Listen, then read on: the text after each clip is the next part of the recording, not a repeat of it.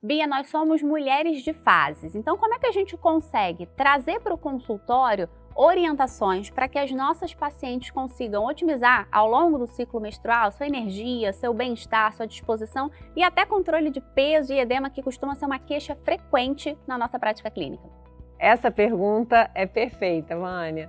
Realmente eu percebo e eu gosto de levar a paciente a essa reflexão e falo isso para as minhas alunas. A gente precisa mostrar para as mulheres que é muito importante, antes de tudo, elas conhecerem o ciclo menstrual delas. A gente precisa normalizar com as nossas pacientes que nós somos mulheres de fases, né?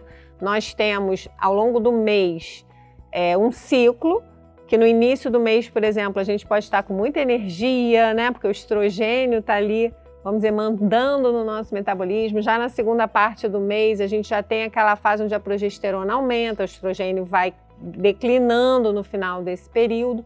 E com isso, a gente percebe essas alterações. Então, é sintomático, pode ser mais sintomático devido a algumas alterações que ela esteja vivendo. Por exemplo, o estresse pode piorar esse sintoma, a má alimentação, a falta de nutrientes, como vitaminas do complexo B, magnésio, cálcio. Então, trabalhar com essa mulher olhando para esse ciclo, olhando para ela dentro desse ciclo. E cada uma vai ter uma resposta metabólica. Por isso é muito individual, sempre olhar para o ciclo, para mim é a primeira coisa, né? Pensando ainda nessa temática de nós sermos mulheres de fases, tem nutrientes específicos para cada fase? Você foca em algum nutriente específico na fase lútea, na fase ovulatória? Como é que você faz isso no consultório? Existem, de fato, nutrientes que são cofatores hormonais, cofatores de sistemas, mas eu gosto muito, Vânia, de olhar a pessoa, né? De olhar aquela... Eu costumo falar com as minhas pacientes que você é uma árvore, né? E essa árvore começou semente e está num terreno. Um terreno que a gente tem que nutrir para que essa árvore cresça da forma adequada. Nesse momento da vida, como está esse ciclo? Como está essa mulher? Como nós falamos, a gente passa por fases no mês, mas a gente também passa por fases na vida, né?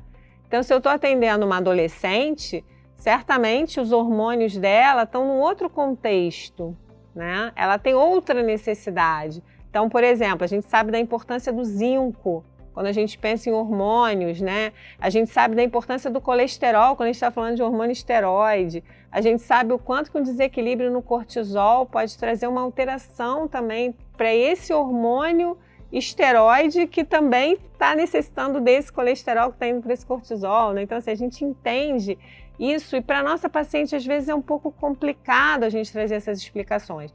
Mas quando a gente tem esse conhecimento prévio, por isso eu acho que esse estudo na nutrição e saúde da mulher ele é muito importante, a gente consegue colocar essa paciente na fase que ela está vivendo na vida, ver a partir dos exames, dos sintomas, da clínica. A gente sempre fala, né? A clínica é soberana, né? Então, essa queixa que a paciente traz para a consulta já diz para a gente o que pode estar faltando. Então, uma paciente, por exemplo, que chega na minha frente, fala para mim, eu tenho muita cólica menstrual, né? Eu tenho lá um entendimento prévio, você tem, muitas pessoas que estão nos assistindo têm, de que o magnésio ele é relaxante muscular, que ele vai ajudar naquele momento da TPM. E aí você olha a alimentação da pessoa, ela não come um verde escuro, ela não come um alimento integral, aí você já sabe o que você vai suplementar. Agora, será que todas as mulheres vão precisar de magnésio? Então essa é a pergunta, né? Então eu entendo que tem sim nutrientes importantes e cada fase do ciclo a gente tem esse olhar, né? Então vai chegando ali perto da menstruação, a gente sabe da importância também de alguns lipídios, né, de algumas gorduras que a gente vai usar. Então a gente vai usar um prímula, vai usar um borrage, mas tem que olhar muito a pessoa. Eu concordo bastante com isso, assim, eu acho um pouco até complicado a gente generalizar, né? Eu sei que para o entendimento, para facilitar o entendimento, a gente acaba generalizando as informações. Mas à luz de 2025, que a gente trabalha com a individualidade bioquímica, com a escutativa, com a personalização, a gente tem que entender quem é a mulher que eu estou atendendo. Porque pode ser uma mulher super sintomática, poliqueixosa, ou pode ser uma paciente que, apesar das suas flutuações hormonais, né, mensais, ela passa por aquilo com muita leveza, com muita tranquilidade. Então, será que as duas pacientes vão precisar do mesmo tipo de orientação? Ou eu estou comparando o alho e uma cebola, né? Então, hoje em dia, a gente tem que buscar sempre através da escuta ativa, através da excelência, né? Através da primazia do conhecimento, a gente identificar quem é a mulher que precisa desse nutriente ou desse suplemento. Eu sempre falo para as minhas pacientes, o melhor suplemento para você é o que você precisa, não é o que está na moda, né? Justamente, senão a gente cai na coisa da inteligência artificial vir substituir o nutricionista. Exato. Né? Porque aí você bota ali uma pesquisa, a pesquisa te mostra alguma coisa, mas na verdade, quando você acompanha essa paciente, você tem um outro olhar, foi o que você falou, a escuta ativa, né, esse cuidado integral, esse olhar sistêmico, isso a gente pode fazer, né? Esse é o nosso lugar, é o lugar do nutricionista. Então, eu penso que é isso que nos diferencia, né?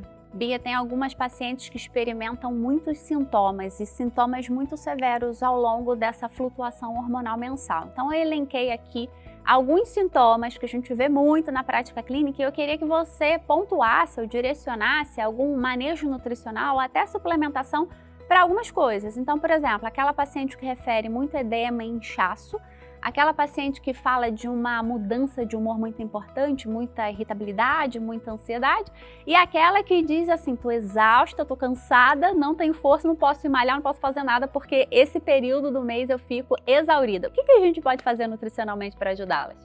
Excelente pergunta, né? Isso a gente vê muito no consultório, tanto a paciente jovem quanto a paciente que está entrando na perimenopausa e que está tendo esses sintomas ainda mais exacerbados, né? Bem, pensando em edema, eu sempre gosto de pensar numa estratégia nutricional com perfil bem detoxificante, né? Incluir aqueles alimentos que de fato vão colaborar nesse momento, nessa fase do ciclo. Então, reduzir a cafeína, reduzir os refinados, reduzir o excesso de açúcar, trazer para ela esse olhar da comida mesmo in natura e minimamente processada como uma estratégia quase que suplementar, né? Então, o suco verde, alimentos, muitas fibras, alimentos frescos, claro que observando a individualidade, observando a tolerância sempre, né? Proteínas mais magras, né? Ômega 3 na dieta, né? O peixe, enfim, ter esse olhar bem do limpo, né? Do que vai ajudar, do que vai, de certa forma, descongestionar, né? O metabolismo dela. O segundo ponto que você falou foi edema, depois a gente falou da irritabilidade. De humor, irritabilidade e ansiedade. Pois é, eu lembro de uma paciente que chegou no consultório, Vânia, e o marido, às vezes elas vêm com o marido, né? Aí o marido chegou junto e ele falava mais do que ela, né? O que é incomum.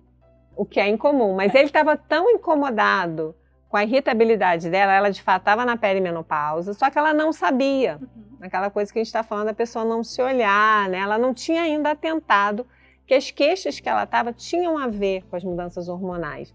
Então, a irritabilidade era a maior queixa dela e dele.